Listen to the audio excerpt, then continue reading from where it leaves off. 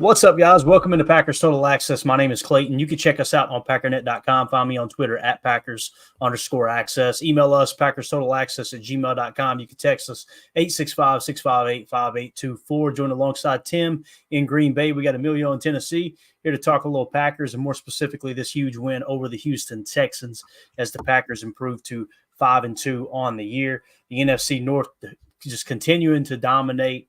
We'll kind of talk about all that as well. It's a Victory Monday, baby. I'm just going to go ahead and tell you right now, we're probably not going to learn anything tonight. We're just going to have a good time. There you go. Just like these two cats, we're going to extend the party another 24 hours before we do Chalk Talk, which is queued up and ready to go. So, yeah, that's kind of the plan tonight. I know the chat's already lit up. We'll get to that here in just a second. But first things first, let's give a shout out to the good folks over at Ticket King, the official ticket provider of Packer Fan Total Access Live. Wisconsin-based since 1992. They specialize in Packers tickets. They're Wisconsin's largest ticket source with offices next to Lambeau and in Milwaukee. Just click on the link in the video description. It'll send you to their website, theticketking.com, where you can register for free as a customer. Go ahead and start shopping for your Packers tickets. Again, that's Ticket King, the official ticket provider of Packer Fan Total Access Live. And if you don't go to Ticket King and get your tickets, this guy's coming after you. I promise you. That's what's going to happen there. So. Did you do your homework and go watch that? Either that guy or this guy might come after you. I'd rather that guy than this guy, to be honest with you. That dude looks like he'd shake you down for $100. Does he not? It's got to be the best costume ever. Everybody on the pod's going, "What are y'all showing? This costume of Jordan Love, and who's he dressed up as again, Emilio?" He's dressed up as Kevin and Marcus in the opening scene from White Chicks when they're in the when they're waiting for the ice cream delivery. Who? We're not going back down that, all right? We're not going back down that road, obviously. But, oh, man, let's get to the first Super Chat. You know what? I kind of like the vibe of that. Let's leave that up as we hit the Super Chat. Yeah. Dennis Shook with the Super Chat. Appreciate you, buddy. He says, if Love wins one Super Bowl, who will fans think is the best, Favre, Rodgers, or Love? I remember Favre more fondly than Rodgers for some reason. Can't explain it. Yeah, thank you for the Super Chat, man. It's a great question. It's just one of those things that you've kind of got three different players. Obviously, Favre was just in the era in which Favre played, he kind of rewrote the record books for passing. You know, there was no one that was really winging it around. If you took Favre from the mid-90s and put him into today, just strictly with his stats, I don't think it would look as flashy as most quarterbacks do. Now, with Favre having his hands on all the new offenses, the new OCs, them winging it around a yard constantly, not running a split backfield like Mike Holmgren did there in the early days.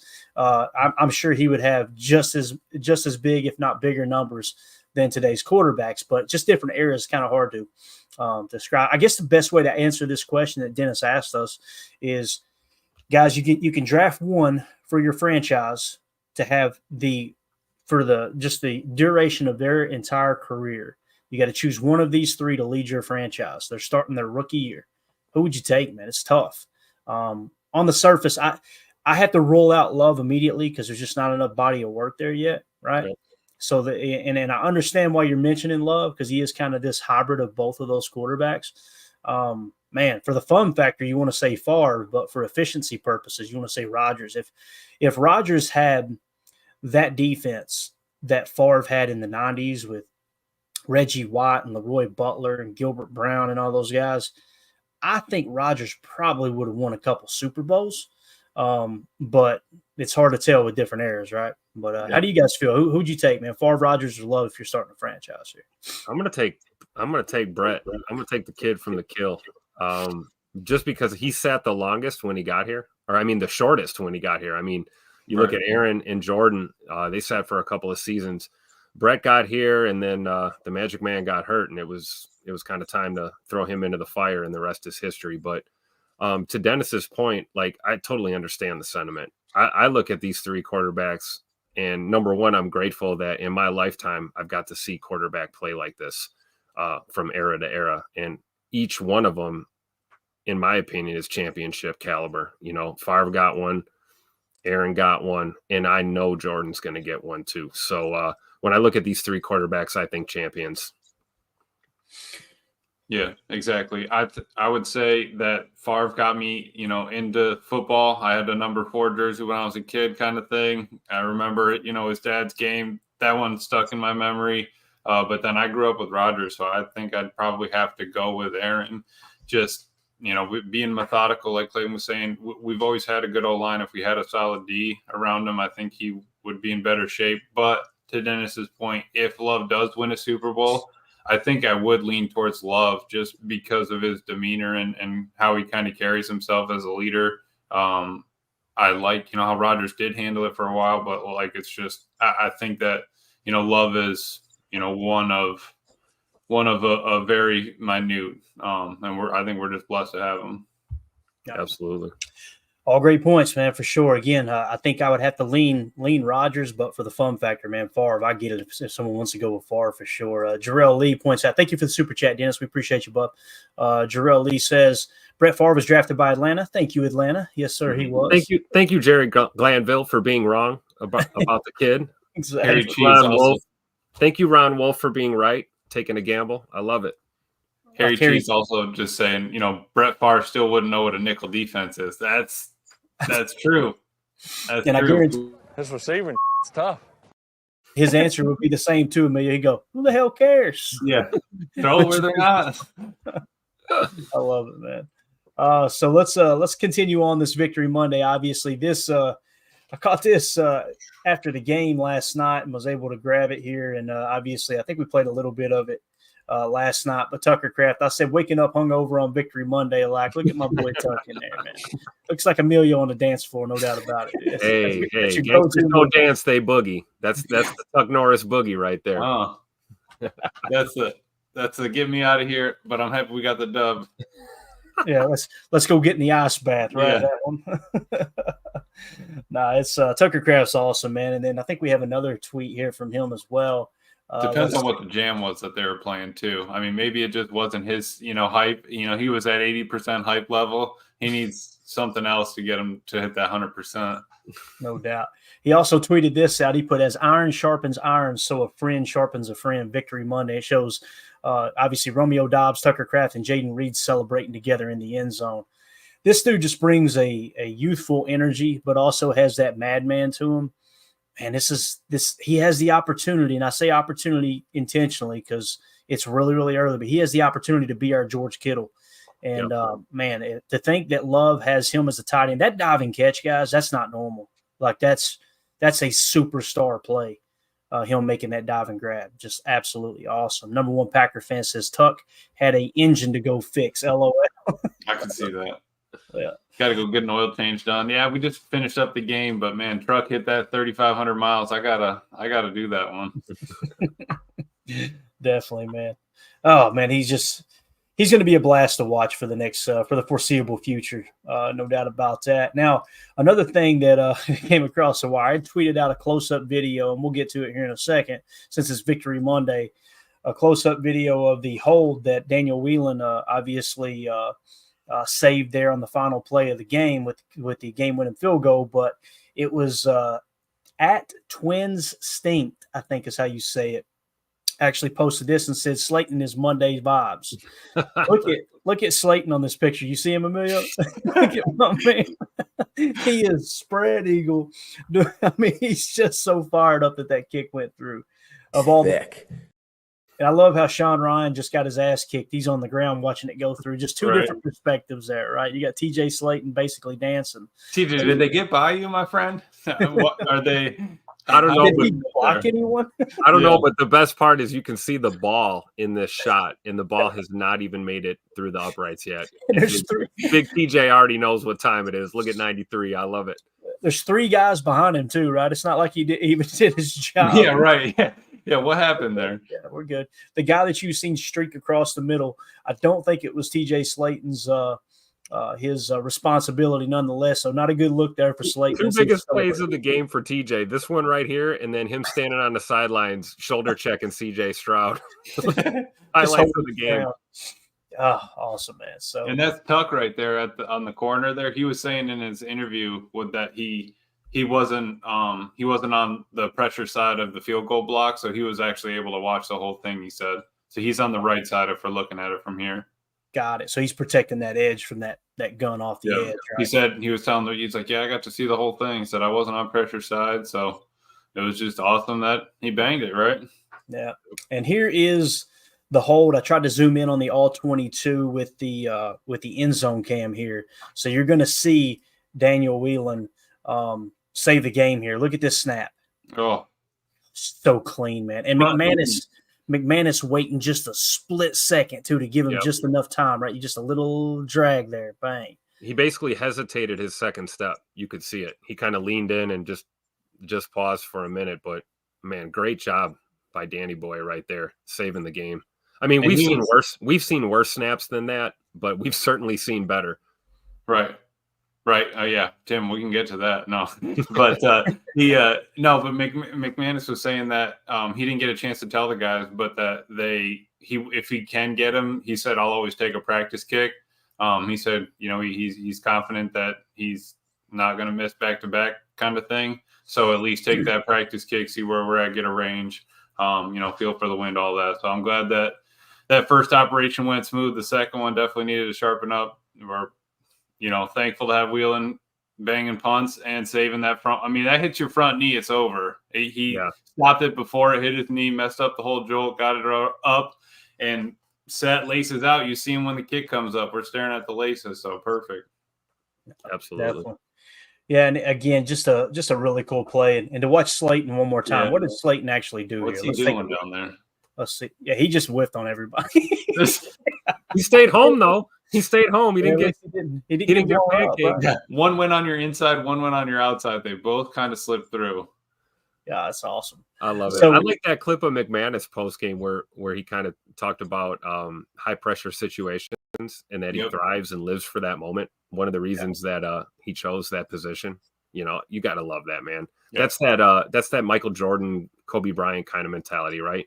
Game's on the line. Give me the ball. Let me do my thing. Never going to be scared in the face of pressure. So happy that he's here. Yeah, same, man. I really am, dude. I think he's going to make a big difference. And again, kudos to Goody for admitting the mistake and moving forward, right? That's the big thing there. So there's no two ways about that.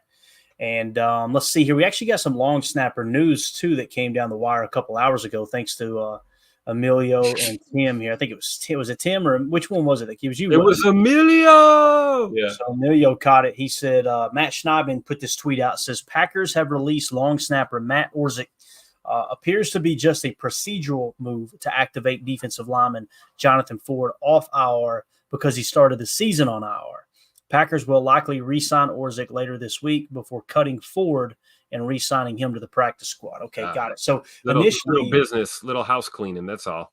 Yeah, initially I told the guys, I said, oh, man, this makes me worried about Devontae Wyatt, but I didn't read the entire tweet till just now.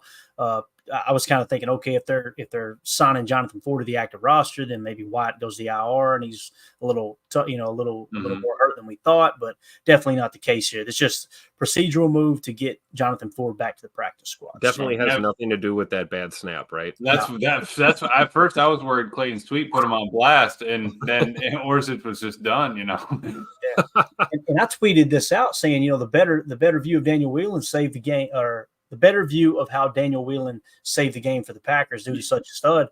And there were so many comments. It was like, horrible snap, horrible snap, horrible snap. I'm like, Jesus, y'all, can we have a positive moment here for just a second? Yeah. Like I said, it was a bad snap, but it wasn't, dog crap terrible. Like we've seen way worse.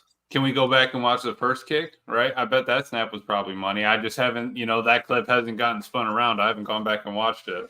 But I can't remember who said it on X too, but somebody said it's like 50% of the snaps from long snappers on field goals aren't perfect. Like, you know what I mean? Like 50% of the time they're off a little bit. That's a hard job to do. And they've got the science down to where they know, where the laces are going to be when the holder catches it and everything. Right. So, you're basically throwing a pass between your legs and you're trying to put it in a 8-by-inch square probably. Yeah. I think of Daniel Whelan as our holder, and even if this went even more sideways than it did, I got to believe that he would have had the wherewithal to not try and put it down and to pull it out and run or pull it out and try to do something, because we had 3 ticks on the clock. That is your last play of the game, whether or not you score. And it's just a blessing to have a guy like that. He brings so much more than just that big leg in the punting game. He really does. Yeah. So you're telling me he's going to pull a Shane Falco when Nigel Gruff couldn't make that kick at the end there, and he just picks the ball up and peels around and takes it to the house?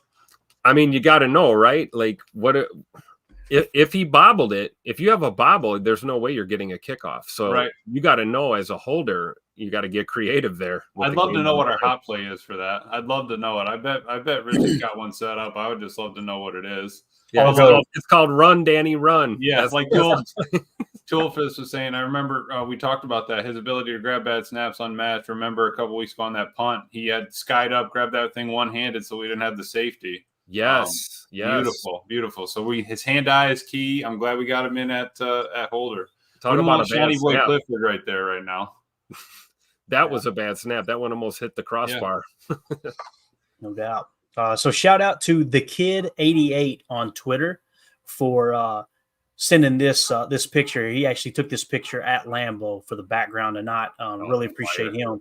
And we've got someone else here. We'll get to his email here in a little bit. Dylan, who listens to the show, is actually from Canada, who made his way down to the game. He had asked for a few recommendations on restaurants, stuff like that. So I see that they made it over to Crow's West, which is awesome. He also provided this one we'll be using from time to time. Oh, nope, not that one. Sorry.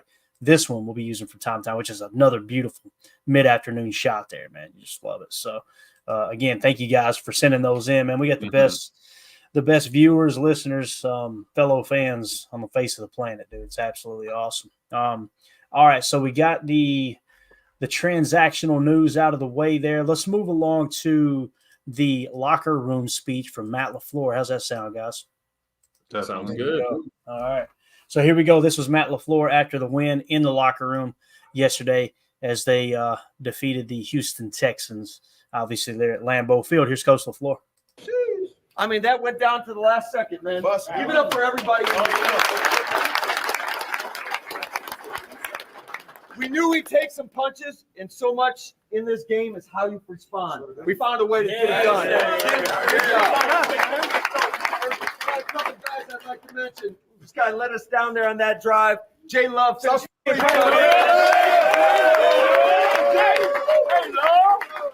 Romeo Dobbs had 8 for 95.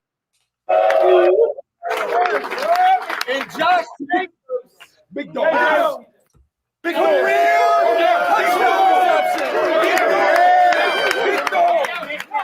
Big dog. Give it up for our defense. Hey, man, 22 points, and there were some unfavorable situations, some bad situations I'll say that we put you guys in, and way to stay strong, man, and find a way. We had X with the sack, RG with the sack, and Eric Wilson with 2 sacks.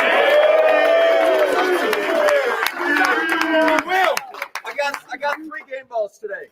All right. First one, we just talked about the defense. And this guy shows up every week. Where's Jeff Halfley at? Yes! Ass up here, Hal! Ass up here, Hal!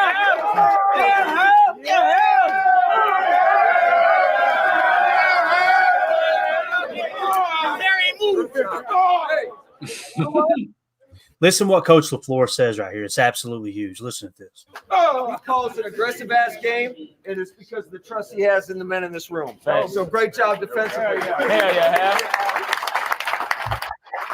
This guy totally flipped the field today, man. He had 5 punts, averaged 57 yards a punt.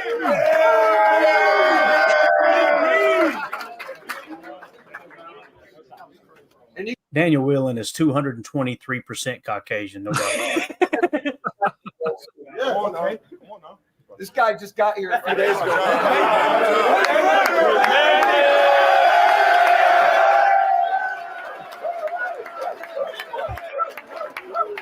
Let's go. Let's lock in, man. Tack on 3. 1, 2, 3.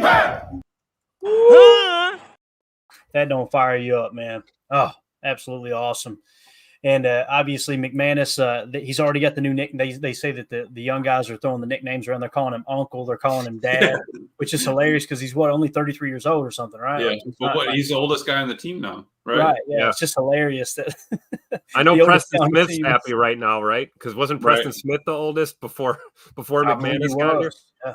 The rest of the team's mad at him for bringing the average up. I love it.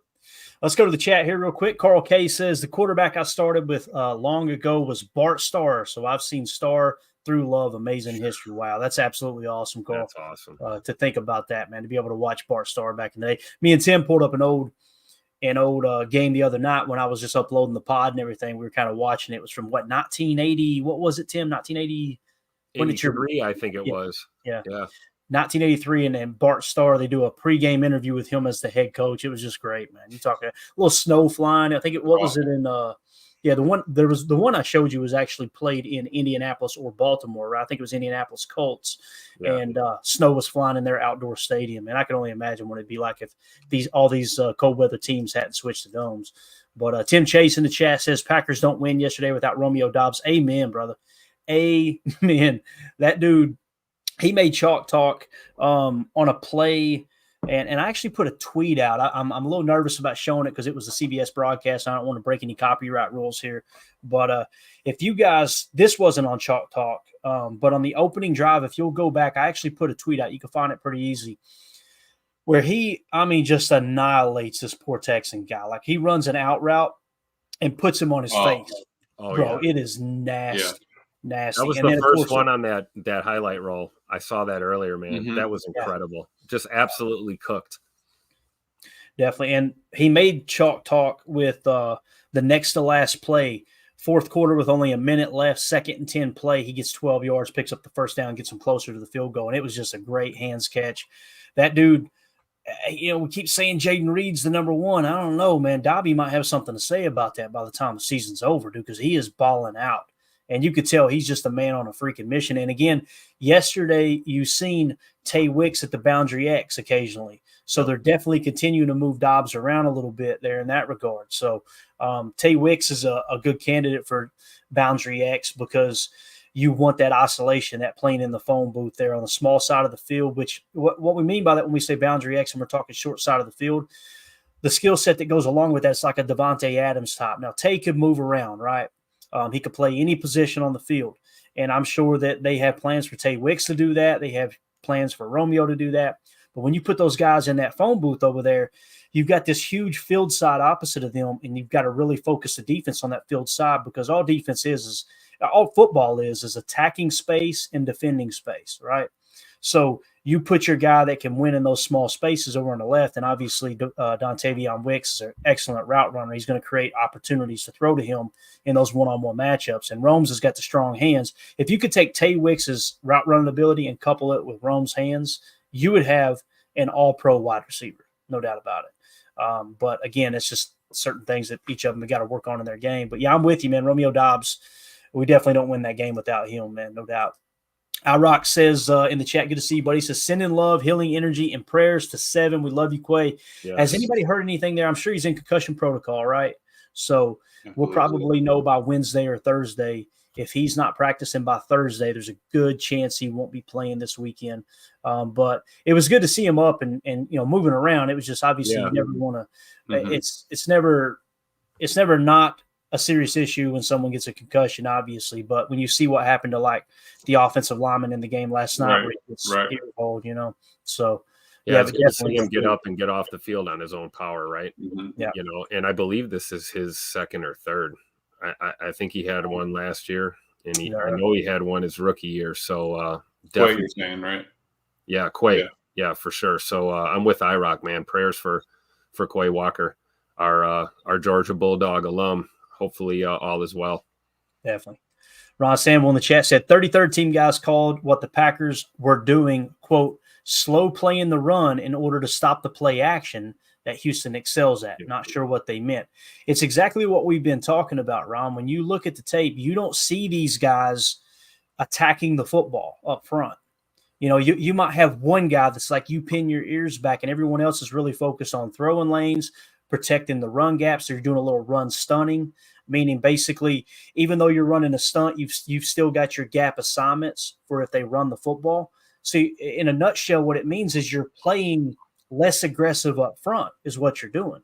And we've been trying to show it and explain it on Chalk Talk because there's so many people that are like, this pass rush sucks. It's like these guys didn't forget the pass rush overnight. The answer is always on the tape. If you go to the tape, you can see. I can show you play after play after play where, okay, look at this guy right here. He's not actually going after the quarterback. He's simply occupying a double team, then sliding over and taking away the middle escape route and also get your hands up in the throwing lane. Now, you've seen more yesterday where they turned the dogs loose, right? And that's what LaFleur was talking about in that post-game speech there in the locker room. And there's some fans that go, oh, it's just coach speak. When he's saying, Rashawn Gary and Kenny Clark are two of the best in the league. When he talks about that stuff, people roll their eyes and go, he's just defending this guy. They're not. No, he's being honest. Like they're doing exactly what they're coached and asked to do. So when you hear him say Coach Hafley had trust in guys to turn it loose yesterday, that should tell you, anyone, it should trigger a thought in your mind. Okay, this is what LaFleur was talking about. Like they are playing conservative up front to keep everything in check so you don't give up those explosives. And then when they do call a game plan, like we seen Emilio in the second half at the Tennessee game, and then yesterday against Houston, it's what it says is, okay, Hafley has trust in the defense right now that you guys can play one-on-one up top, right, with whether it's cover one man or you want to fire 6 on a blitz. And what's crazy is you're still blitzing at a very low rate. I think second least in the league at like 17.1% or something. Yeah, right. And, it's like they all come in spurts, right? Like Hafley will dial that up in like spurts, and then we'll get away from it and go back to it. Right. Which is, I think, what leads to that unpredictability that we have as a defense. He's got those player zone calls, and he keeps adding to them. We were talking about that. It keeps expanding. It keeps getting better. And you can line up with 7 and still only bring 4 and still get pressure. That's Bingo. Key. That's so huge. Bingo. Now, in order to do that, you've got to have Preston Smith and Rashawn Gary drop into coverage from time to time, right? Right. And that's or where else you can't sell it, or else you can't sell that the pressure's coming. I mean, at that point, you have to back him off unless you're going to stack all the pass rushers over on one side and then all the DBs on the other and say, oh, we're not coming from, or we're going to come from the DB side and believe them. Right. And that's what we were talking about last year, like when there was a handful of fans that were like, Joe Barry's a moron. What's he doing with Preston Smith in coverage? That's what he was doing too. Now, in some cases, they'd be caught in a not so advantageous situation where, okay, yeah, you have no choice here. Everything's going quick. You don't have a check to that. Get him out there and make sure you take away that quick hot. But again, man, Hafley has this thing humming, dude. It's a different level this year. There's no doubt about it. Respect Oranges in the chat. What position group are we supposed to complain about now? I love it. Well, you've seen it today. There's always got to be a bad guy. Respect Oranges. Today it was the long snapper. That's a pretty damn good day at the office, or a week at the office. Yeah, if that's yeah. Cheesehead Murph says Big E. Yes. Shout out to Murph, man. Elton Jenkins had himself a game. Quiet as kept yesterday. Yeah, Donovan Schilling says met Whelan when we were there in training camp. He is truly an amazing human being. Yep. Made my son feel super special and went out of his way to hang out with him for a few. That's awesome, man. We're a blessed fan base. There's no two ways about that. Yeah. Absolutely. Yeah. If you guys would take a quick second, hit that like button for us. Feel free to sub to the channel. Appreciate y'all hanging out with us here on this Victory Monday. Since we were already kind of talking defense, why don't we jump in here and hit this real quick? We were kind of talking a little to Rashawn Gary. I put this tweet out earlier today, and I said the Packers pass rusher, Rashawn Gary, was everywhere versus the Texans, piling up 7 pressures, led the team again. First, he goes from a wide 9 left completely across the formation to pressure Stroud outside of the left tackle. Second clip, he plays linebacker and hits the A gap. Leads the team now with 23 pressures. This is what I was talking about there. You can see he's actually leading the team in 23 pressures. Kenny Clark is second at 14. Preston Smith, TJ Slayton, and Devontae Wyatt each have 10. The fact that Devontae Wyatt had 3 sacks and 10 pressures, when he comes back, boys, oh my gosh. That needs to be the guy. If you've got one on the line that you're just going to turn loose on plays, that's the dude you want to do it with for sure. And once he starts garnering more attention out of that 3 tech, what you're going to see is less chipping on Gary. And what Hafley has done here, honestly, is he has created a lot of space for Rashawn Gary when it comes to, people not being able to chip as much because they're moving them around a lot. Here's a play that we were talking about. So notice Gary over here is in the wide 9 left, okay? And we got this overload look, and we're mugging an A-gap. Now, I think he actually fires here too. But what you're going to see is Kenny Clark is going to engage, LVN's going to engage, and Gary is going to come all the way around the formation, and he's actually going to cut off Stroud on this side. Look how much ground Rashawn Gary covers on this play. I'm pretty sure this is the play. So you see they both engage. LVN takes the double team. So remember we were talking about the chip, right? It's obvious they were setting up a double team on that side if one of those guys drop. Well, LVN eats that double team there. There's no chip there. Kenny's got a one-on-one, but Kenny's job isn't to push upfield. His job is to occupy that space. Now watch Gary come all the way across. Also, you have Eric Wilson doing the same thing. Eric Wilson, 1, 2 guys Eric Wilson occupies. Now, look at the free rush here. You see the chip on Enigbare, or at least Enigbare engages over there. Enigbare is going to attack because he knows Rashawn is going to have contain. Yep. They just overlap. Yeah. Beautiful. Beautiful scheme. Perfect job by Enigbare here, too, shooting for the inside shoulder because he knows he's got help with Gary. Yep.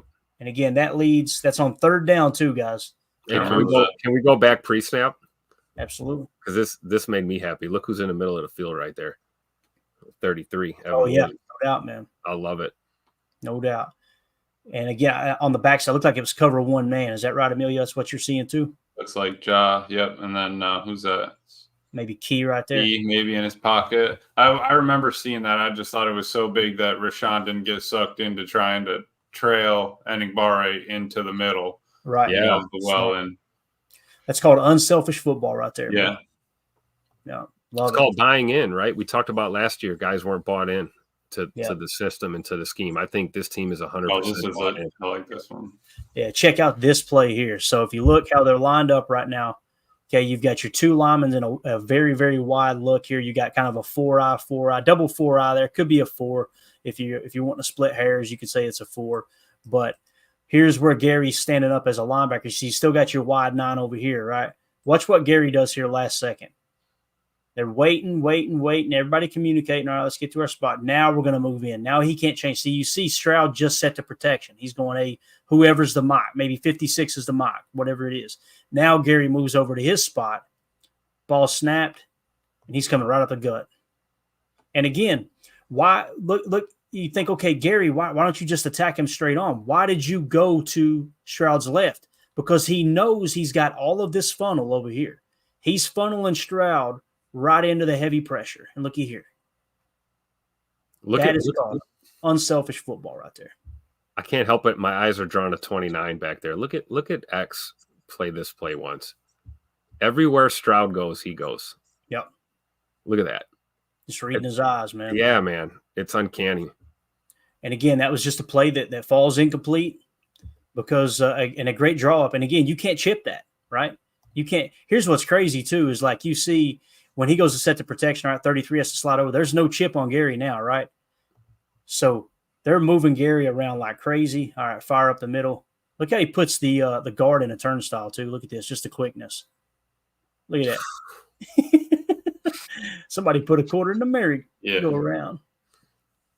All right, again, so that forces an incompletion, just a huge play.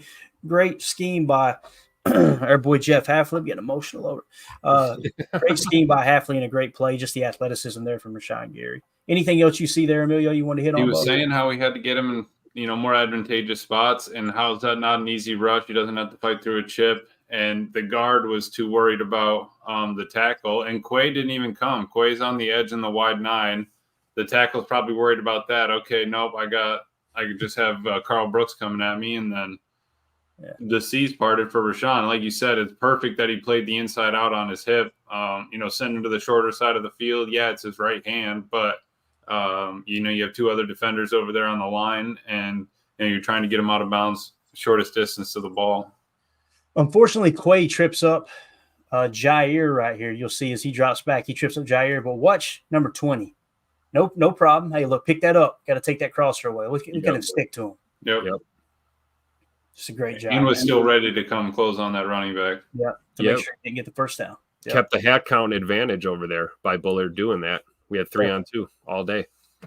Yeah, so crazy. You get a pressure and you have 10 in coverage. More like 9 even here, or not even. I'm sorry, not even 9. 9 play and 1 on the ground. Yep, definitely. All right, so in this tweet, I put a huge under-the-radar play from Packers-Texans is this 2nd and 8 where rookie linebacker Edan Cooper completely blows up this run, leading to a 3rd and long where Houston will be forced to punt, selfless to attack the lead blocker so Eric Wilson could make the tackle. So again, everything is in unison together, right? And we're going to zoom in here a little bit. So here's what you're going to see.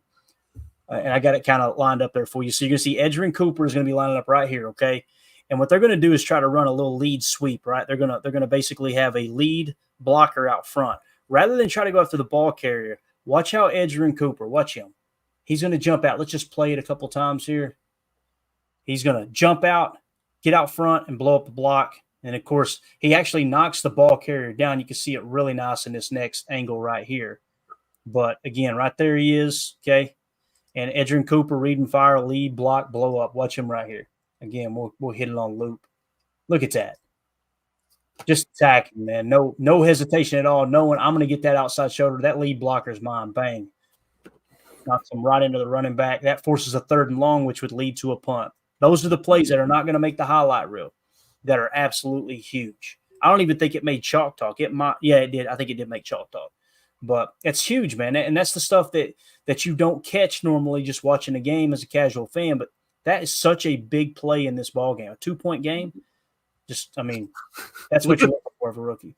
You gotta love Dennis Rodman. I mean, Jair Alexander at the end of this play, just jaw jacking. Ja didn't do anything on this play except touch your soul. He's talking. Look. What you think about what my boys did to you? Oh, I love it. He was keeping contained. Yeah, right. There you go, Emilio. Maintaining the edge. I love it. That's hilarious. So, again, this is what we're talking about. If you look at the rest of the pass rush, too, of course, it's a run play. You don't really see a pass rush. Everybody come. Look at Kenny coming through untouched. Get off me, boy. Right? So, if this is a boot, poor Stroud's dead. If he fakes that toss and rolls right, I mean, look at the guys that are going to be all over him. But, again, just a great play by Edan Cooper, man. 2-0 for this. This defense is united like Bates. Amen to that. Great drop there, 2-0 for this. Anything else you guys want to hit on that play there? Pretty straightforward, right? Yeah. All right. Let's move it along then. So just wanted to, like I said, hit on a couple things that stood out to me. We got one more defensive play here that have caught up. And again, we're doing Chalk Talk tomorrow, but these are just real quick glances just to kind of break down some of the plays that stood out to me. And this tweet, I said, Xavier McKinney sets the tone on this first quarter 3rd down sack. Jeff Hafley in his bag with the double barrel sugar Tampa 2 TE stunt.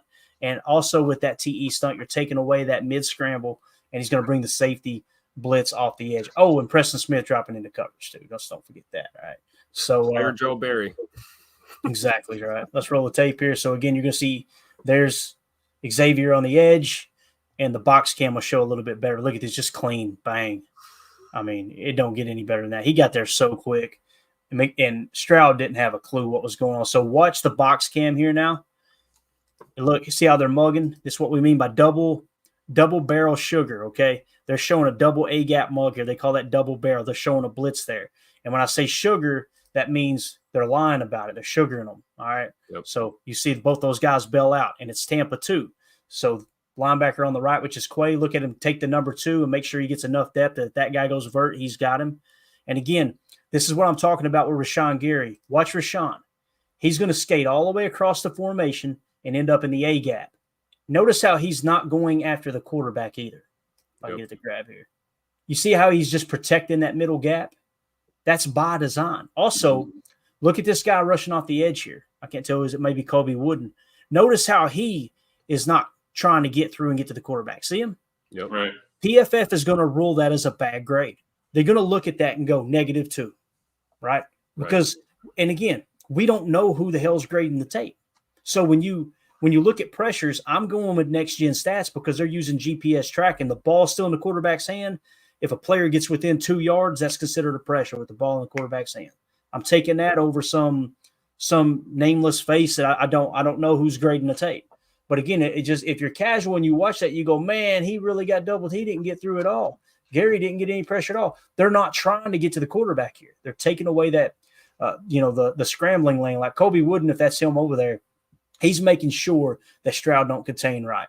And then also look at our boy Preston Smith dropping into coverage, taking away that hot. Because if 19 goes hot right there, that's a quick game, right? That ball's coming out right away, too, if Preston's not back there. Yep. And we don't get a sack here. Stroud's going to get rid of that throw. Definitely. Even look at Quay Kenny. and Preston take that away from him. It almost, to me, looks like on any individual play, random play, what Hafley's doing is you got one guy that's playing aggressive and everyone else has got gap assignments. Like, look at even Kenny on the left. Notice how Kenny isn't turning it up.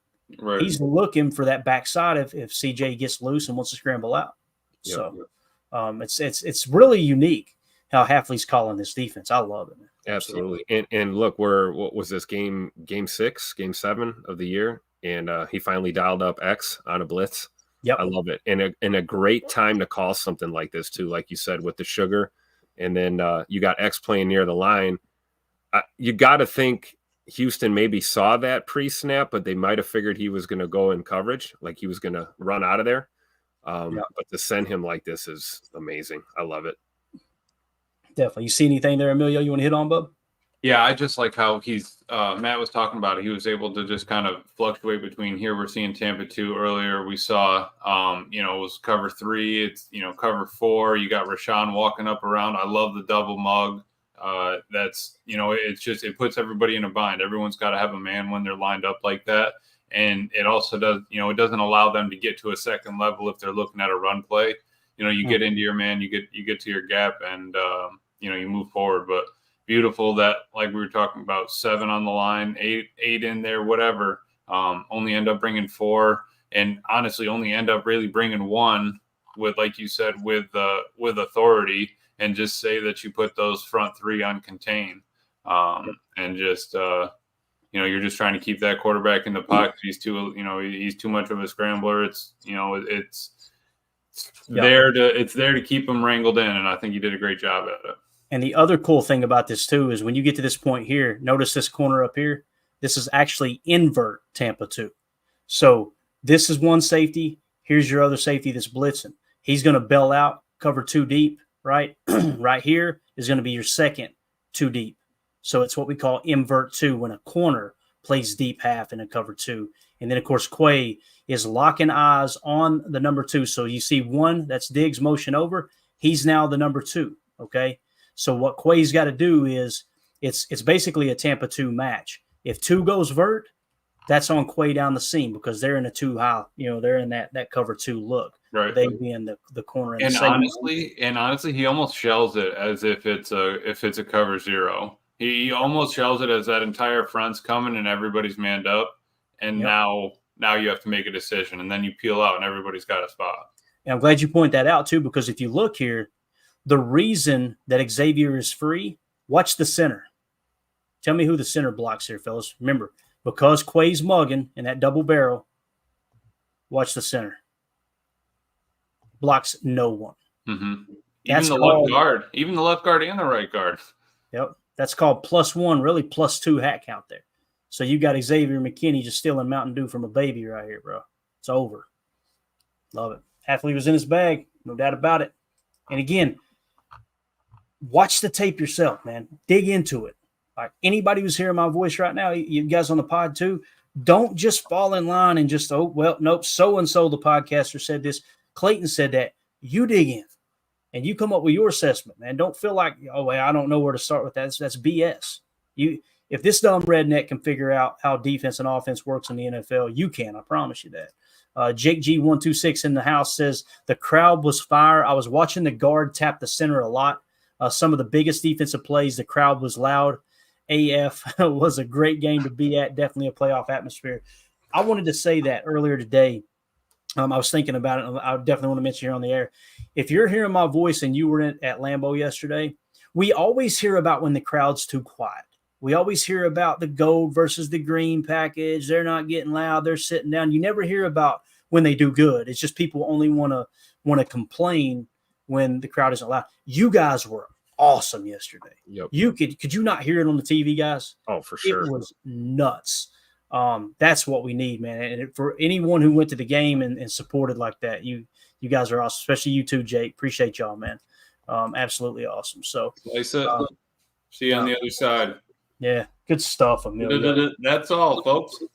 That's the end of hour one. For those of you on the pod, we'll see you on the other side for hour two. Appreciate you. Emilio, man, becoming the responsible one here. That's how you know we're in trouble.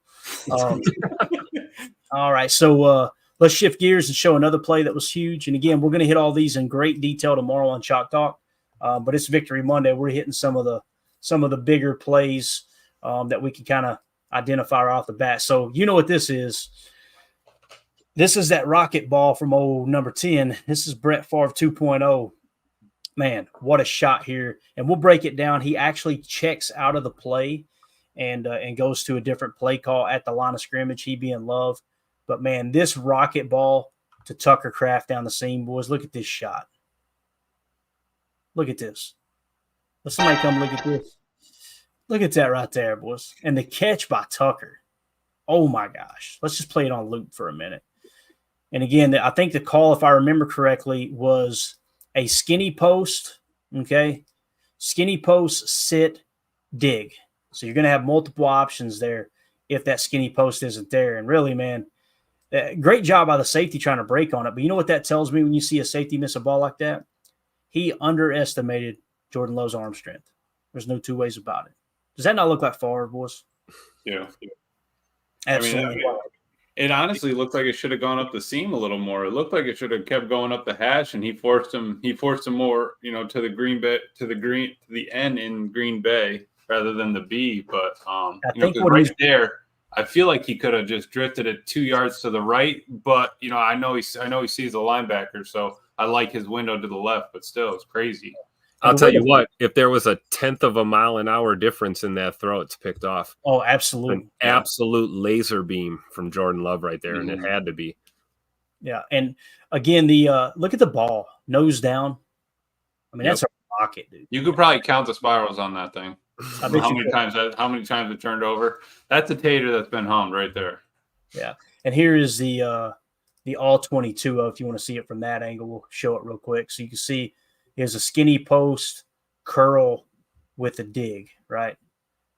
And again, we already seen that camera, so we'll just go right here. Yeah. So you can see an up top little post corner from the X. So you can see Jordan look at him pre-snap too, and I think he just basically said, keep yours on. And what he changed was to the right because he's seen that down the seam because they're showing that too high shell. And here's the other thing too, the information he gathered, you can't see it because I had it cut off. I'm pretty sure he actually had Josh Jacobs run a little decoy. So what he did was cheated out left and then came back, and you could tell the guy followed him back, and that told him, all right, man, covers. That's when Jordan came to the line, changed the play, and then, of course, fire away right there. Bang. So just a great job, man. Great job identifying the hat count at that second level. Tucker Kraft, man, that catch, you guys, if you've seen the telecast, man, it was unbelievable, bro. Unbelievable. So, all right, there we go with that. Let's do this. Let's shift gears and get to see, we've been breaking down tape, ain't we? I was going to say, should we get to something we planned on getting to? Not yet. Let's see. Jordan Love. Let me just write this down real quick. I apologize, guys. Trying to make sure that we don't mislead people in the titles. I hate it when people do that to me. Oh, my God.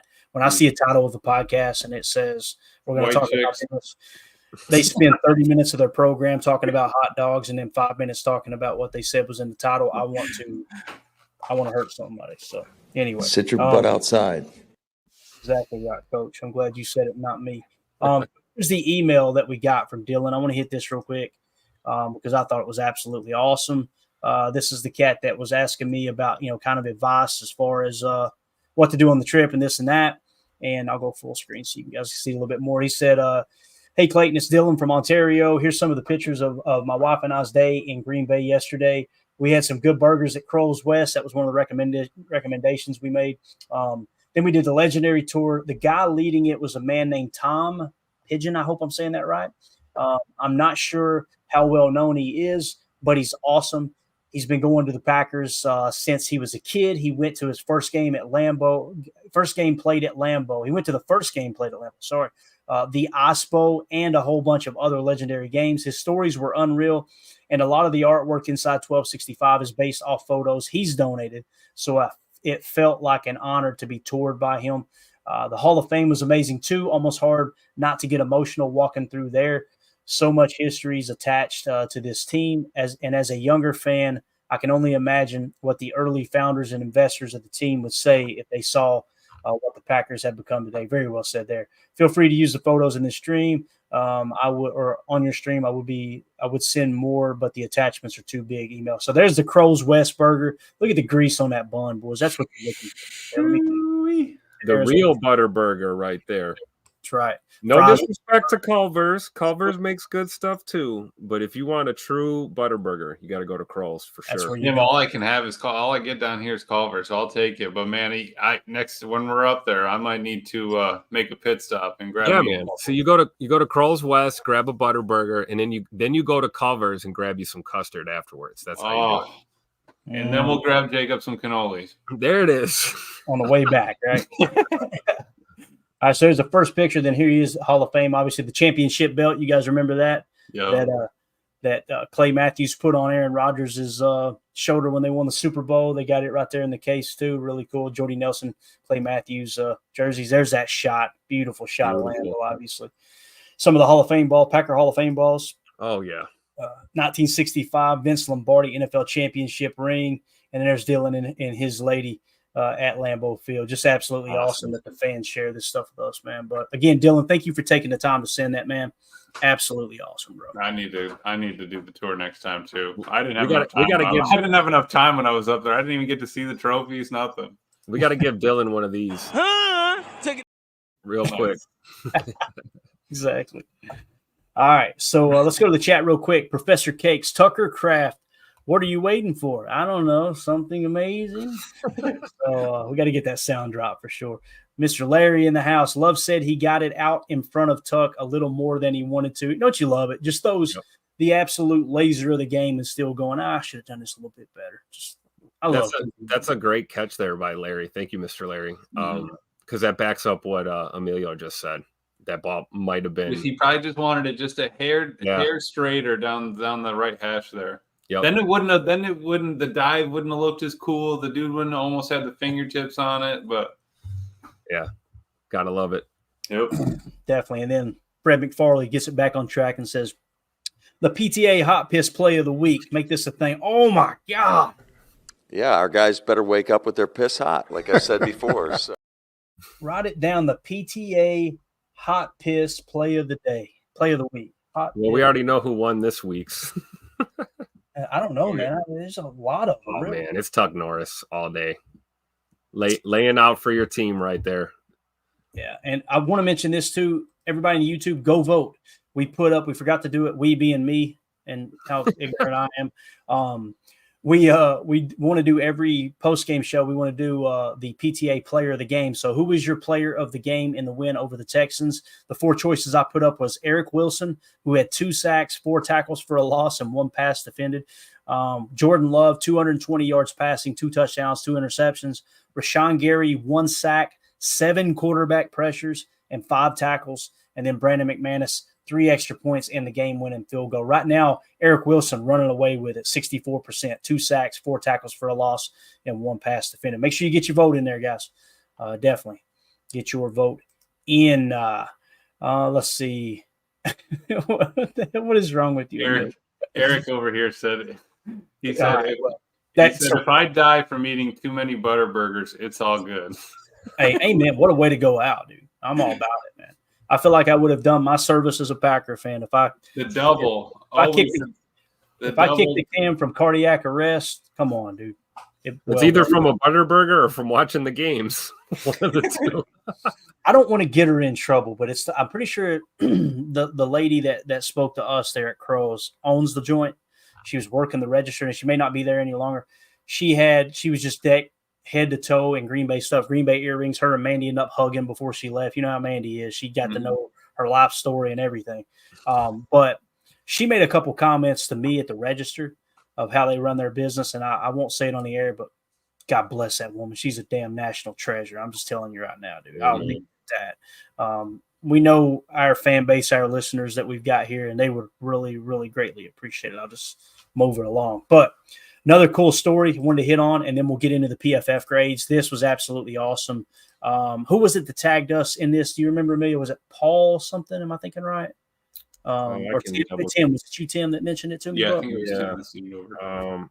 It is Paul Burkholtz on X. Of course, it's Bo, man. Bo, man. Respect for responding to me. I mean, just blessing people. Man of the people, man. Here's what the tweet said. So Bo quote tweeted a tweet from Troy Stoller. All right. And it says, prayers were answered today at Jackson's 8-week post-op CT scan. Everything is healing perfectly. He couldn't wait to tell his favorite player, get busy _Bo. God is good is what the tweet said there at the end. Is there anything else? That's it, right? Okay. So we'll play the video. Let me start it over here as we botched it. Again, Bo quote tweeted it and said, my guy Jax is cleared. Heart emoji. So happy for you, Jax. AGTG. Miss you, big dog. Here's what Jax had to say. You may have to crank it up. It's as loud as it'll go here on the program. Hey, Bo, I had my CT today. It was all really good news, and now I'm cleared. And by the way, really good win yesterday. You got a good 3rd and 5 reception for a first down. My man. See? Go back. Oh, and I'm cleared. I love it. I love the Bo Melton celebration too, right? The muscles. You got to love it. Yeah. That's oh man. We might have a tape guy here, future tape guy. Yeah, no doubt. He saw that 3rd and 5 conversion. I like that. Yeah. I don't know what you guys, that stuff tears me up, man. Like the fact that a kid's having to go through that, and just how crazy he is about the Packers and Bo taking the time. And that's what it's all about. We always hear about the bad stories. We've listened to the Brandon McManus stuff for the last week, and it's just negative. This is the stuff we need to be shining light on right here, man. Just absolutely awesome there. So obviously shout out to Troy and shout out to Jackson getting healthy there. It's good stuff. And Bo Melton, just a damn hero. Love it, man. Seth Reuter with the super chat. Do we know who the new long snapper is? It sounds like there's not going to be a new long snapper, Seth. Basically, it was just a procedural move they're using to be able to bring Jonathan Ford off of IR so they can put him directly on the practice squad. And then they're going to bring Matt Orzik right back as long snappers. What it sounds like, according to Matt Schneidman right now. We'll see. That could change if they find someone else. But as it sits right now, that's the way I understand it. Appreciate the super chat, buddy. Good to see you in here. Eric Sutherland says, outstanding, kids smiling is food for the soul, my friends. God bless that young man. Amen to that, Eric. Mm-hmm. Man. It's just, we're so blessed to be Packer fans, dude. It's an organization that always does everything the right way, or tries to do everything the right way. No doubt about it. All right, let's shift gears and get into the PFF grades. That sound good, fellas? Yeah, and Emilio, you go when you need to go, brother. No, you're good. I was just letting you. I sent you something in the DMs. That was the chat has been calling for it. It's the Packers did a hot piss edit. Oh, really? Yeah. I mean, it's not a video, or it's not I don't think maybe it's the Tuck Norris play. Yeah, it's the laser to Tuck Norris. Yeah. Yeah. So you want me to play it? Is that what they're saying? Yeah, they were wondering if we had the clip pulled up. As long as there's not music to it, right? That's the big thing that we don't want to. I didn't have sound. Let me mute it real fast. No, you're good. Yeah, just see if you can find out if there's music attached or not. If there isn't, then we should be good. Man, what in the world? No, you just hear Tony Romo talking about how close it was. Oh, that could be tough then. Dang it. We got to be careful with it because the TV networks, listen, I'm not dogging them. They pay a lot of money. We could run it on mute though, because you can just see the graphics. It's just the pictures. Okay, we'll do that. And let me go grab the Packers page here real quick. Give me just a second. Stall there for just a second, fellas. We'll just run the promo then. Yeah, our guys better wake up with their piss hot, like I said before. So Matt was just reminding them all game long. If you didn't wake up with it, you better show up with it. All right. Yeah, you're right, man. We could just show the graphic itself with no sound. It's worth it. So So, man, listen, shout out to the Green Bay social They've gotten media. so much better, dude. Crushing, dude. And listen, you got to give credit to David Bakhtiari. If he hadn't called him out, I don't think we're making these wins. That man, he pushed the envelope. So you see, you gotta love it, man. Goody retools the safety room in 1 year, and the pack retools the social media team in 1 year. That's big. And we're batting 1,000 on both ends. I love it. Yeah. It's absolutely, and to try to describe it, and maybe you guys on the pod have already seen it, but they basically got the letters hot, right, or the word hot over Tucker Kraft's face. They've got cold over the Texans defender diving for the pass, and they got pissed landing in Tucker Kraft's hand. Right in the bread basket. And all they said was, you know the vibes. Yes, we do. So you do. So thank y'all for calling that out. I know the vibes. This is the vibe right here. That's the vibe. Oh, man. Absolutely awesome. All right, let's get into the PFF grades. We're at the hour mark. We can get through this, can't we, fellas? Let's do this. Let's go full screen here for a second. So let's go ahead and sort overall here as the Packers come into next week. They're the 21st highest graded team.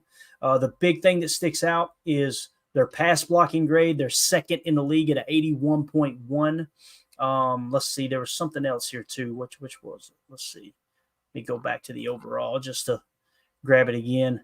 All right, so yeah, 81.1 pass blocking. Their running grade, they're second in the league behind the Falcons, 90.2. Run blocking still at the bottom of the league, 28th at a 53.5. Defensive grade, this is what's crazy is they still haven't really peaked defensively yet. 65.4, they're 19th in the league as far as those grades go. Hopefully doesn't like it. Run defense grade. The Packers are 25th according to PFF. All right. Tackle grade, the Packers are 10th, though. All right, a 56.7. Pass rush grade, the Packers are 23rd. But again, we've talked about PFF grading these pressures and whatnot. Take it with a grain of salt. Coverage grade, 74.8. That's 8th best in the league coverage grade. That's been the big change, obviously. And I know special teams have been a hot button topic, and they are grading out dead last in the league right now to 50.9. However, that dumpster smells like it's on fire again. You know, likey that, Jen. Exactly. So, all right, let's jump into now the team report here as we go in or look at it from a weekly standpoint. The Houston Texans game, they graded out a 62.7.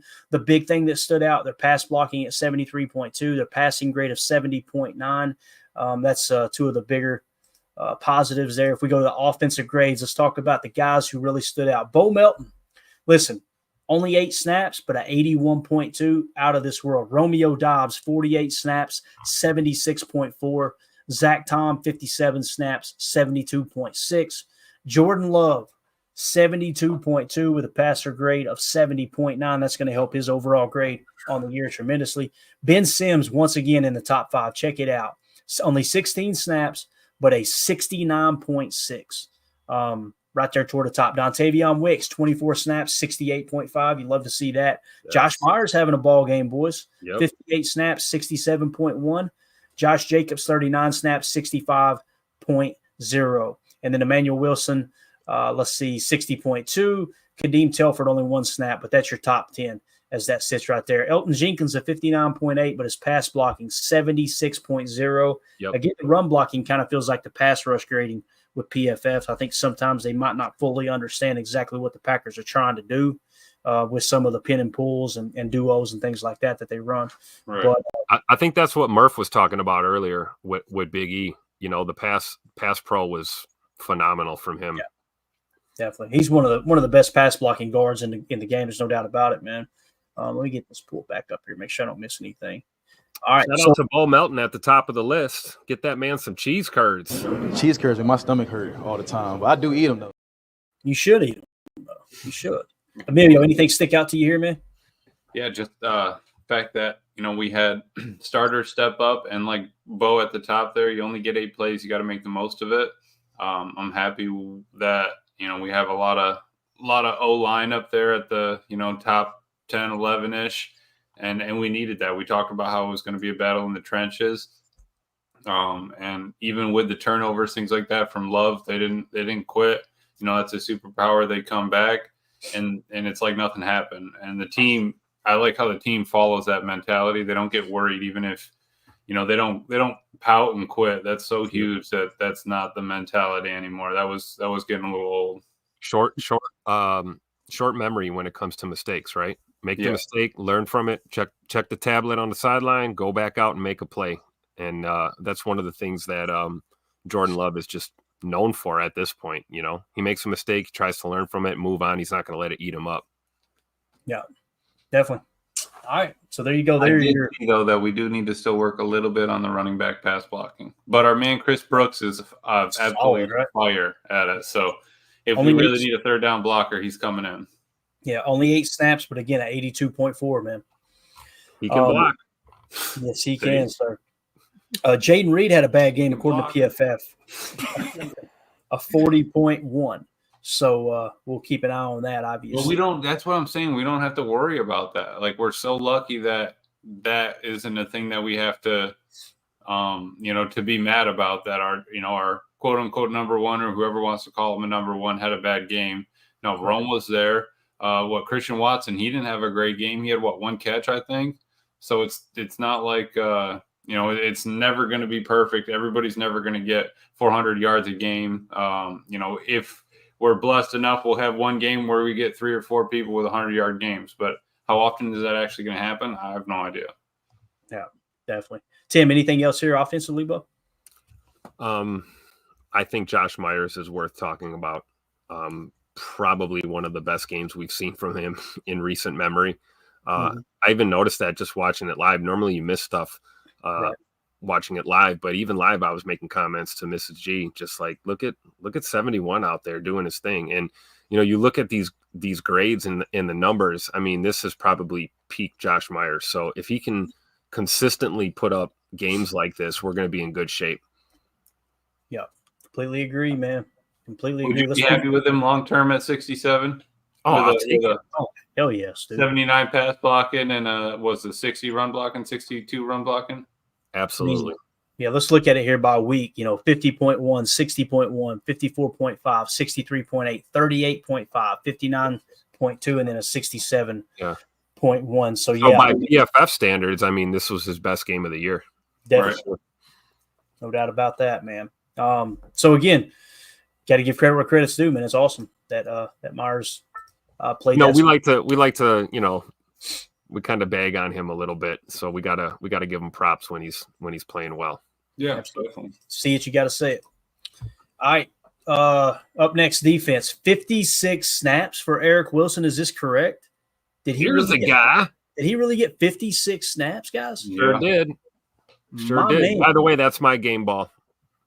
I said that in the third quarter. He was getting a game ball. I think a bulk of the snaps came after Quay went down.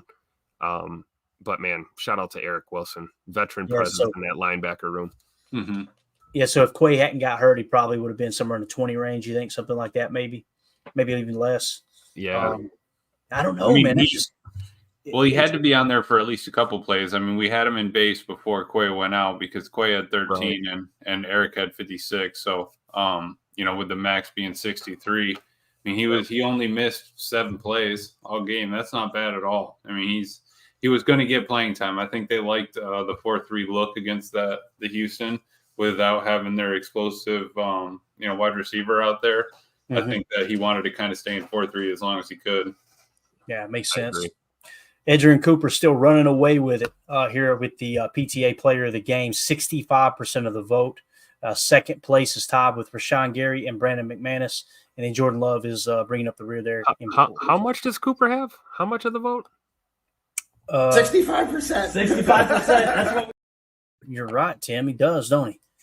So Eric Wilson, 65%. Hit it one more time. That was Eric Wilson. Okay, so Wilson's got 65%. 65%. That's what 65% of the vote. I love it. He played about 65% of the snaps in the game, too. So yeah, right. It's wild, though. 82.7 PFF grade. What's he up to on the year now? I got to know, man. I have got to know. Is that right? An 85? Is that his grade? Look at the last 3 games, though, on PFF there. Last 3 weeks, man. Solid. Yeah, you're right, dude. You're right. An 85 point. got to keep him on the field now. It seems like every week I say somebody different. Right? Yeah, we gotta really keep our eye on Zay McDuffie. Yeah, Quay Walker. If Quay's out for a week or two, let's keep an eye on McDuffie's snaps when Quay comes back, because we could be looking at Quay, Eric Wilson, and Edan Cooper going forward. So keep an eye on McDuffie. I'm sure McDuffie's going to step up for sure. Yeah. And Quay Walker, only 13 snaps, but a 76.8, man, was on his way to having his best game of the year. If I remember correctly. Yeah. Hands down his best game of the career of the year. So that's a guy to kind of keep an eye on when he does get healthy, man. He might be cutting the corner. Sha Sha Gary at 74.0. We showed he was all over the tape, all over the place too. 38 snaps. He led all of the edge defenders in snaps. I think he led by maybe 2, if I remember correctly. Let's see what he's up to on the year now. 67.3. Remember, he was grading out in the 50s, so he's slowly climbing up, obviously, as he's starting to get more and more pressures as they're moving him around a little bit more. So 67.3 is a far cry from the 50s he started at. So great job there from Rashawn. Xavier McKinney, 69.1 on 63 snaps. Javon Bullard had a day, according to PFF, 66.1. Run defense grade of 71.4. No surprise there. Keyshawn Nixon, all 63 snaps, 65 PFF grade, 77 run defense grade, 78.6 tackle grade, and a coverage grade of 60.5. Eric Stokes got 7 snaps. Carl Brooks with 21 snaps finished with a 62.2 tackle grade. A little bit abysmal, but a great pass rush grade there of 72.3. Kingsley Enagbare, 35 snaps, 62.2, 75.7 run defense grade, 73.4 tackle grade with a pass rush of 53.4. Let's see who else. Isaiah McDuffie, 60.0 PFF grade. Jair, 58.3. I could kind of see that when I watched the game. That there was one play, huge explosive, that it didn't make chalk talk because obviously the Packers ended up winning, but that zone read, I think they handed it off as kind of like a counter play to the left, if you'll remember, Emilio. Yep. They were firing a cat blitz with Ja, and he just total disregard for the run, ran right by the running back. He was also the contained guy. When you're that cat blitz, you're that out. You got to play with outside leverage and stay on that running back. And he wasn't the only one at fault there, but I can understand why he got a lower grade there. But again, a 58.3. What's he at on the year now? Let's see. 72.8. So still having a good year, no doubt about it. Mm-hmm. All right, let's see. Kenny Clark, 58.0, had a tackle grade of 70.5. Evan Williams kind of came back down to earth, didn't he? 57, but run defense grade 87.2, tackle grade 86.7, both elite, right? Here's the guy. But his coverage grade, they gave him a 41.2. I see, this is what I'm talking about. Like they should show their grade sheet and say, right, this play at this mark, here's what, you know what I mean? Like, that's what bothers me about PFF. And you guys know I'm a big PFF fan. It's another great tool. But, man, you got it makes you wonder. It really does. Shout out to Evan Williams, though. Clutch play of the game, stopping that 2-point conversion. I mean, we won by 2 points, like it made you understated. 2 of the most important plays of the game, that Evan Williams stop, and then obviously Daniel Whelan handling that snap for the game-winning field goal. Yep. Right? I mean, it's just it was huge, man. So clutch. Let's see. So we had Evan Williams, Kobe Wooden, 55.5. Lucas Van Ness, man, I'm officially worried, guys. And again, it's PFF grades. I got it. It's not everything. He's had back-to-back horrible games, a 30.0 and a 30.2. He got significant more snaps, 12 more snaps this game. Maybe he'll get settled in. Early in the year, wasn't that bad, right? 65.3, dropped to a 46.8, 64.9, 59.2, 69.4, now a 30 and a 30.2. So obviously they're and again, it could be how they're using him. That might need to be what we need to focus on now, is kind of looking at some of his pass rush snaps and seeing, okay, are they being real hesitant with him? Right. Because obviously, like we pointed out earlier, it seems like the majority of their plays that they're calling, they're kind of firing one guy and everyone else has got eyes in the backfield. But does that worry you guys with LVN at all? I don't know about worried, maybe a little bit of a concern, right? Something to keep your eye on here. A couple weeks in a row. We talked about this last week, but I think once we go back and really dissect the film, what you said might be true. This could be how he's being used in the scheme, what his role is. We know our guys are playing team football. You don't have a bunch of edge guys and D linemen just trying to get a sack on every play. They're trying to work in conjunction with some of these stunts and things that they're doing. So I guess we have to see, where he was most of the game, but we also got to give him a little time, man. Give him time to play through this. Year 2 could be a little bit of a sophomore slump. I'm sure he'll pull it together as we make that playoff push. And when it comes to our boy Edan Cooper, a 34.4, hands down his lowest grade of the year, according to PFF. Now, on the year, 85.9, 57.1, 65.5, 41.0, 85.5, 81.0, 34.4. So his grade right now is 66.3. That's still solid as a rookie, no doubt about it. Right. And I mean, that's tough for LVN, right? Where he's at, obviously we want to see a little bit more, but I feel like we still got to give first rounders. I mean, Jordan Morgan, if by next year he's got a couple of 30 grades, are we ready to move on from him? Coop, I think we're just honestly lucky and blessed with how good the rookies are playing this year, that they're showing out and making it look like the second years are struggling. And what happens if Edan Cooper, balls out the rest of this year, then has a sophomore slump? Then what is he? Is he not worth it anymore? Should we look to move him while he's still on his rookie deal? So, I mean, I think we got to give, everybody at least 2-3 years. For those kind of D lineman things like that, I would say 3 years towards the end of their rookie deal. If we don't see something by then you move on. That ain't no problem. Why are we looking to dump a guy we still got 2 years, 3 years on the contract for, things like that? Let him work it out. Let him get used to the new system. We were talking about how, Joe Barry had a couple years to put in the system. This has been a few weeks to put in, this system game-wise. So I think just give him some time, man. It's starting to show up. Yeah, right now, the Baltimore Ravens are leading the Tampa Bay Buccaneers, who are 4-2. That's why it's important. We want them to drop to 4-3, obviously. They're leading them 14-10, and I think Baker just threw his second interception of the game. So keeping a close eye on that for Packers purposes there. Let's go to the chat. Harry Cheese, when will the rest of the league take notice of how the Packers attack the roster changes? I'll tell you, man, Goody got real aggressive this year. It's almost like he got fed up. Like, all right, we're going to make some splash moves here. And he's willing to sign edge rushers and willing to sign safeties. That's what history says. Obviously he signed the 2 big edge rushers in Preston Smith and Zadarius Smith when he first took over. And he also went out and got Adrian Amos in free agency. And then, of course, this year going out and getting Xavier McKinney was huge. United Bates, Wilson just seemed to be everywhere. Wilson is a smart player, man. And, man, is he thick. That dude, he can bring the thump. He's if he gets an injury, it's because something bad happened. That dude takes care of his body. He is just absolutely shredded, man. He's just exactly, coach. That's exactly what he is. Larry in the house says Eric Wilson also had 24 special team snaps. Let's go ahead and switch that over, and we'll talk special teams. And get you guys out of here.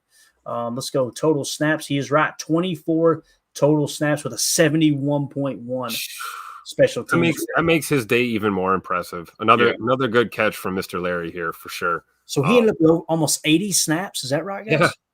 The guy's a machine. He's an absolute machine. And he's definitely going to win our PTA player of the game, no doubt about that. Just took a peek over there. He's sitting at 63%. We got to get that up to 65. Change your votes. All right. Adjust. Yeah, thank you. I rock 65%. 65%. That's what I rock in the chat says won't take the LVN slander. He literally got juked out his ankles and still made the tackle on Mix, and I like it. I rock. I like your passion, brother. I want LVN to pan out, and what Amelia was talking about, you got to give these guys a little bit more time. He is that ball of clay waiting to be molded into a player. Like we talked about with that when they drafted him. He was not a finished product. He just got a ton of upside. So hopefully he gets it together quick. I love the way he plays, high motor, never stops. I want him to pan out. There's no doubt about that. Deadfish says maybe LVN is told to hold up blockers on specific plays. Absolutely. And that's where you got to – that might be something we dive into this week, Tim, if you'll remind me, Emilio. Maybe we'll go to Next Gen Stats and look at his snaps, his pass rush snaps, and just see, okay, what exactly are they asking him to do? Because I guarantee you – I mean, we showed earlier one of the plays we showed, right, where he was occupying a double team. So – that could the dude is huge. I mean, why wouldn't you? I mean, obviously we have some big dudes too, but he's long, lengthy. He can fill up 2 gaps lengthwise, rather than size wise. and he's got the speed to close. We saw it on the Justin Fields sack. It's just is that his, like you've been talking, is that his objective this down? I'd like to see him in that wide 9, like we run with Rashawn and Preston. Yep. Put LVN out there. Move him around a touch. I wouldn't mind it one bit. The other thing to look at here, obviously Malik Heath only 6 snaps, 76.6 PFF grade. LVN 15 special team snaps, 72.6. So great job contributing there on special teams. Let's see, Eric Wilson, the 24 snaps, 71.1 we talked about. Corey Ballantyne, 20 snaps, 67.7. That probably tells you a lot about who PFF thought was to blame for that muff punt, right? The fact that his special teams grades are 67.7. So yeah, I guess they're putting that one on Keyshawn, I would imagine. Let's see where Keyshawn's at here on special teams. Is he anywhere? Yep, 52.6. Yeah. So that's probably why. Where they have Jaden Reed? Right there, 18. 60. He only had 4 snaps. Obviously, that punt, whew, man, that was tough to watch. And I think he just lost. I have to go back and look at it. I just want to see where his feet started on that play. Because like Matt was talking in his interview, if your feet start on the 25, it's a lot different backpedaling up and trying to judge how far 15 yards is, to get to your buffer of 10. When you're looking up at the sky trying to catch a ball. So I'm not mad at it. I do just need to see where his feet were. I got you. Javon Bullard, Edan Cooper, 62.3, only 4 snaps. So Javon Bullard, 61.4 on 12 snaps. Everybody else is kind of minute snaps. As far as who was in the tank on special teams, Aaron Mosby, 17 snaps, 36 grade. Kingsley Enagbare, 15 snaps, 45.1. Evan Williams, 51 on 16 snaps. Tyron Hopper, 15 snaps, 51.3. And Matt Orzik, 51.6. Obviously, that snap going to play a big role in that grade there.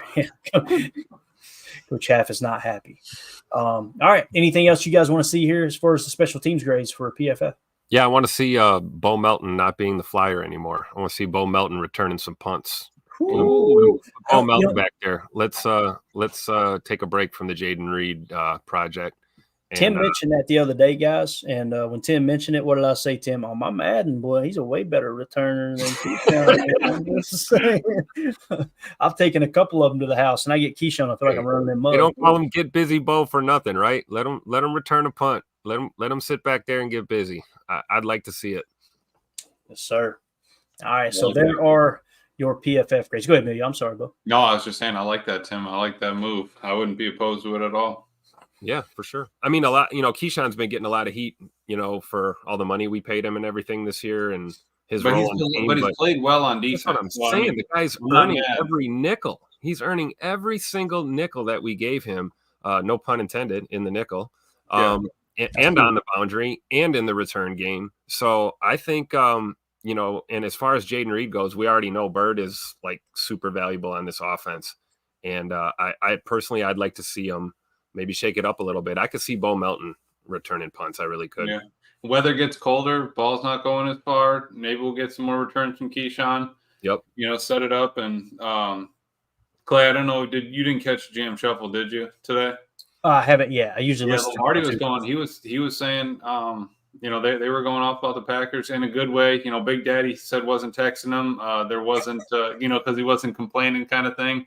But he said, Green Bay's they're legit. Lombardi thinks that Detroit's the best team in the NFL right now. But he said that we are legit, and his host was saying how that Jordan Love isn't a top quarterback. Slander probably is all but gone at this point. He really is showing up, showing out. Got it. Good stuff. All right, here's that punt you were kind of wanting to see, Emilio. Can you see the screen? Okay. Yep. So all right, let's see. You were wanting to see where his feet were when now. When I guess where he started before he started backpedaling. Kind of hard to see, isn't it? Yeah, might need to go to end zone. Okay, so he was at least at the 20. Yeah. Or near there, 15, something like that. Yeah. I wonder if let's see if on the end zone cam we can see it. Probably even more difficult. I don't know. You might be able to catch it a little bit more. Yeah, they might zoom out here at the end. It was a good punt. I know that, man. He put some air under that thing.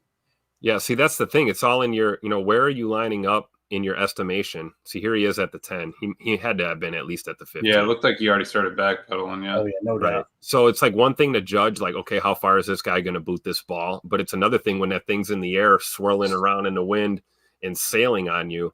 and trying to judge it. Yeah. Yeah. So he was definitely at the 20. There's no doubt, man. He had to have been at least at the 20-yard line. So that's tough, man, because again, it's carrying you back. But again, though, man, once you backpedal 10 yards, just let that thing go. You know, it's tough. Yep. If he had muffed that and they recovered it for a touchdown, that's your ball game, boys. That is your ball game.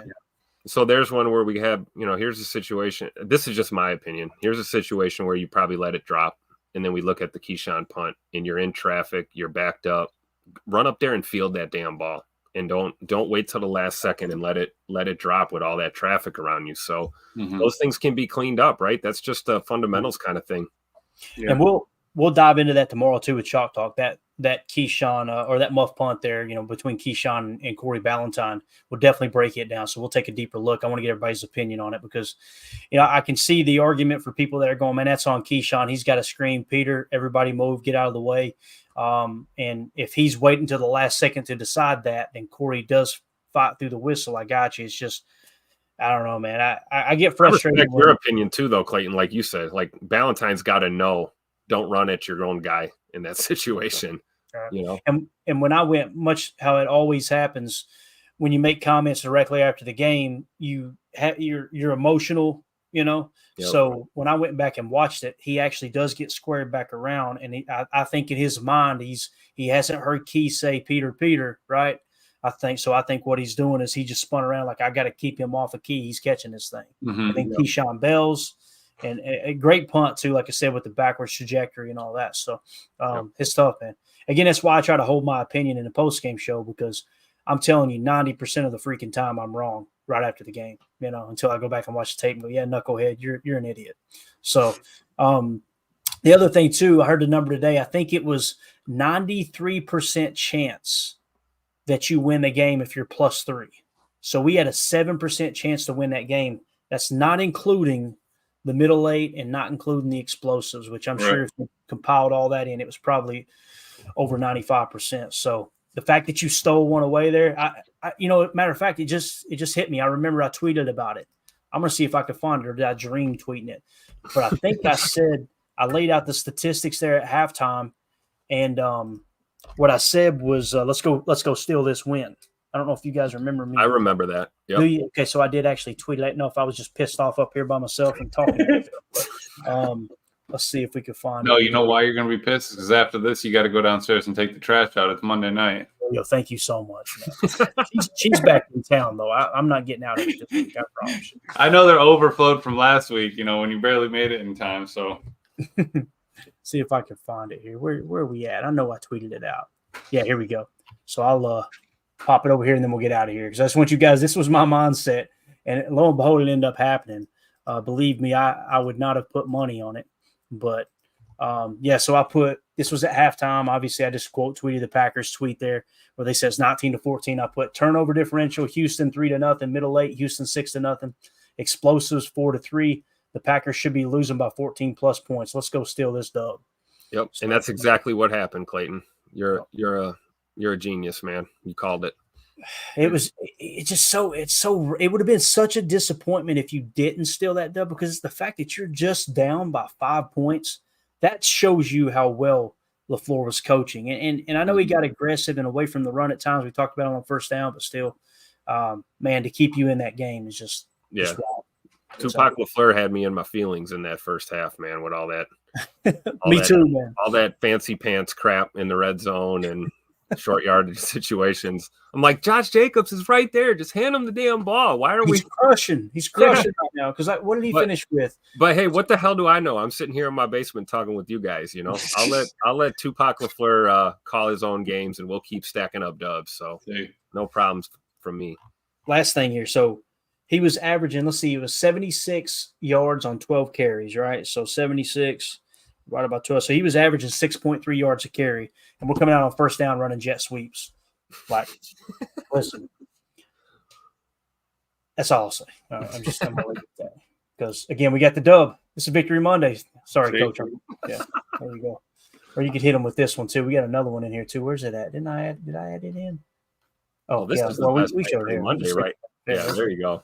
That's what you need. That really is the best one. Look at that chain. Look at that crucifix chain, man. Tell me that ain't That is the definition of going hard in the paint. Look at that thing. Man. He went full tilt on that costume. That comb over is hard in the paint right there. Hey, that's Uncle Bill. You saw right that there. brush, Tim. You saw that thing he used. You want to know what my Uncle Bill looks like right there? Just imagine that guy from the mountains of Caucasus. That's what he looks like right there. So, all right, y'all got anything else, boys? Yeah, one more victory Monday for Romy Rome in the house. Love it. I'm just saying.